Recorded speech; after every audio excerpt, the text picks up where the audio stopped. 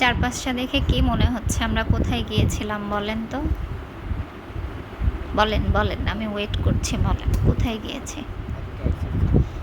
আর কোথাও না, এটা আমাদের সবার ভীষণ পছন্দের জায়গা। আর আমার দুইটা ড্রিম সিটি আছে, একটা ছিল রাজশাহী আর আরেকটা ছিল সিলেট। তো এই ট্যুরটার জন্য আমি অনেক অনেক অনেক বছর ওয়েট করেছি, কোনো না কোনো কারণে যাওয়া হয়নি। তো ফাইনালি যাওয়ার সুযোগ হলো, আলহামদুলিল্লাহ। তো আমরা সিলেটের শহরে ছিলাম, আমাদের পুরা জার্নিটা ছিল 4-5 দিনের। তো আমরা শহরে ছিলাম 3 দিন। লাস্টের দিনটা আমরা মানে লাস্ট নাইট যেটা, সেটা ছিল আমাদের প্যালেসে। আমরা ওখানে 1 নাইট স্টে করেছি। ভেতরটাতে যতই ঢুকতেছি মানে ততই মন ভরে যাচ্ছে, মনে হচ্ছে আমি কোনো বাইরের কান্ট্রিতে আসছি। মানে ভিডিওতে যা দেখি এত সুন্দর, এত ভালো লাগছিল চারপাশটা, মাশাআল্লাহ মাশাআল্লাহ।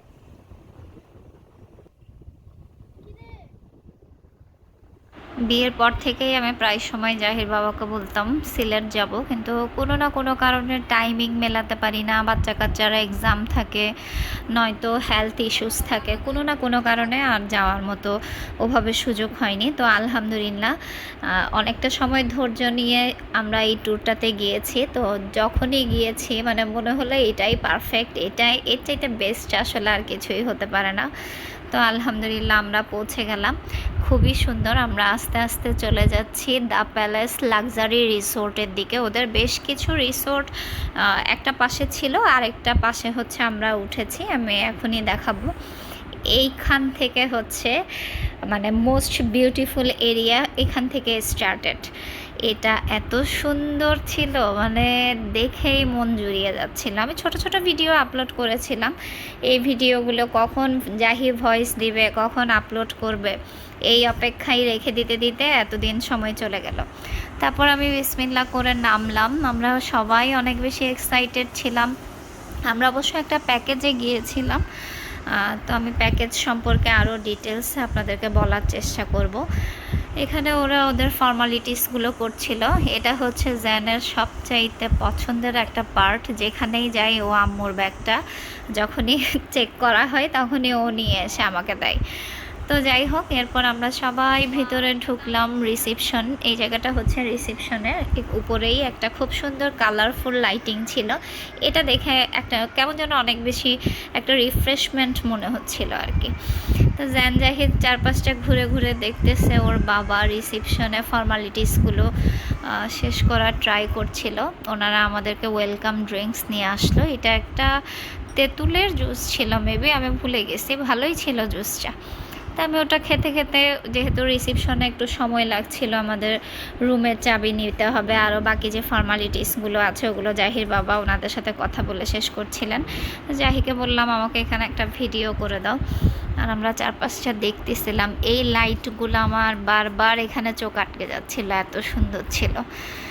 তারপর সব কিছু শেষ করে ফাইনালি আমরা আমাদের রুমের কাছাকাছি পৌঁছে গেলাম। আমরা আমাদের রুমের দিকে যাচ্ছি। জ্যান জাহি তো আমার আগে যাওয়ার জন্য দৌড়াদৌড়ি শুরু করে দিচ্ছে যে ওরাই আগে যাবে। বিসমিল্লাহ করে আমরা রুমে ঢুকলাম। ঢোকার সাথে সাথে আমার সবার আগে রুম যেমন হবে হোক, আমার সবার আগে ওয়াশরুমটা দেখা লাগে ভাই। আমি যেখানেই যাই ওটা যদি ভালো না হয় আমার কোনো কিছুই মানে শান্তি লাগে না। তো ওয়াশরুমটা ফার্স্ট ক্লাস ছিল। আর এটা হচ্ছে আমাদের সেই রুম। এখানে একটা বাড়তি একটা ব্যাট ওনারা পরে আমাদেরকে দিয়ে দিয়েছিলেন। আর এইখানে এত সুন্দর ওয়েল সেট আপ ছিল। আর সবচাইতে বেশি আমাদের রুমের এক্সক্লুসিভ যে পার্টটা, এটা হচ্ছে এইটা, এই উইন্ডোজ দিয়ে বাইরের আউটসাইডটা দেখা যাচ্ছে, মানে এত ভালো লাগতেছিল। একদম কি বলবো, মানে কোথায় চলে আসছি নিজেই জানি না, এত শান্তির একটা জায়গা, মাশাল্লাহ মাশাল্লাহ। তো তখন আমাদের লাঞ্চের টাইম হয়ে গেছে, আমরা সবাই একটু ফ্রেশ হয়ে লাঞ্চের জন্য তাড়াহুড়ো করে চলে গেলাম। তো এখানে ওনাদের বুফে ছিল সব কিছু। জ্যান তো সব কিছু দেখে দেখে পছন্দ করতেছে, কোনটা রেখে কোনটা খাবে। ও বলছিল যে আম্মু এত ইয়ামি ইয়ামি খাবার এখানে, আমার তো সব কিছুই খেয়ে ফেলতে মন চাচ্ছে।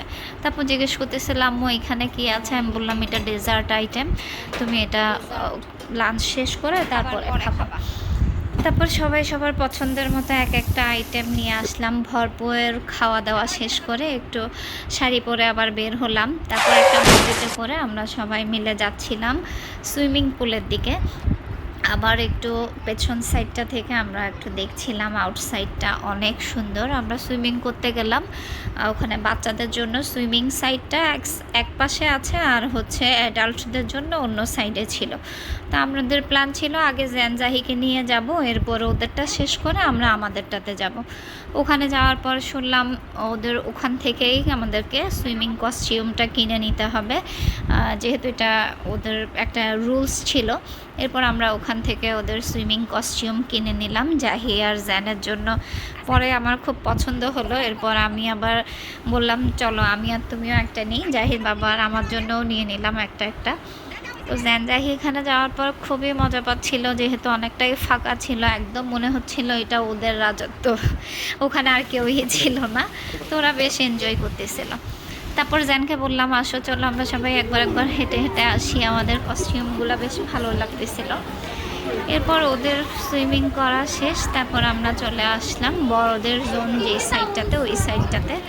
এবার জ্যানের বাবা আর আমার পালা, আমাদের সুইমিংয়ের পালা। তারপরেও জাহিকে বসাই রাখা কোনোভাবেই সম্ভব হয়নি। আমরা বেশ কিছু ছবি তুলে নিলাম, যেহেতু এটা খুব সুন্দর একটা জায়গা। অবশ্য আমরা এসেছিলাম একটা প্যাকেজ ছিল, তখন ওদের একটা অফার ছিল, আমি আরও ডিটেলসে জানিয়ে দেবো।